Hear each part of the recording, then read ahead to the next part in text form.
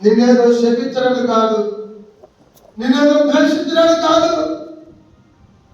దేవుడు నీ స్థలంలో ఉంచాడు. ఎందుకంటే నిన్ను ఆత్మీయంగా పోషించాలి, నిన్ను ఆత్మీయంగా క్రీస్తు స్వరూపులకు మార్చాలి.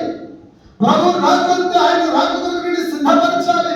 అడుగుతాడు యజమాని, అంటాడు, అయ్యా నీకు 10 మంది గొర్రెలు అప్పగించాను కదా, 10 నల్లగొర్రెది, ఇలాగ 10 పట్టుగొర్రెది, 10 పిల్లగొర్రెది అని అడిగితే ప్రభు నేను లెక్క చెప్పాలి, నువ్వు కాదు. అందుకనే దేవుడు దాసుడిగా ఉండలేక అమ్మా ఎందుకు రాలేదు, అయ్యా ఎందుకు రాలేదని అడగాల్సిన బాధ్యత ప్రభు నాకు ఇచ్చాడు. కానీ మన ధ్యాన కాలంలో బబులు భక్తులు అంటున్నాడు, నాకు నీకు కూడా చెప్తున్నాడు.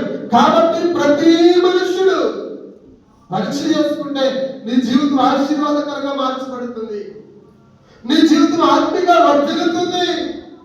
నువ్వు ప్రభు కొరకు ప్రజ్వలించేదానిగా ఉండగలుగుతావు.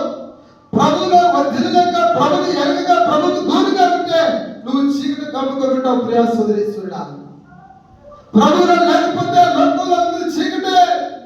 అదే మనం చూస్తూ వచ్చాం.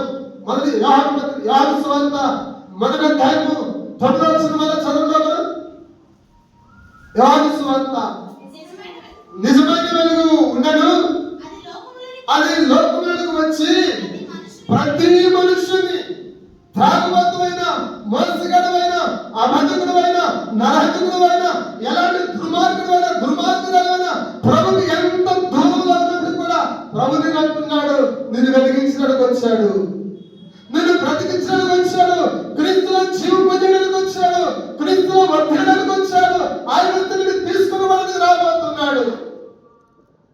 లేదన్నా ఎన్ని సంవత్సరాలైనా నేను ఎలాగో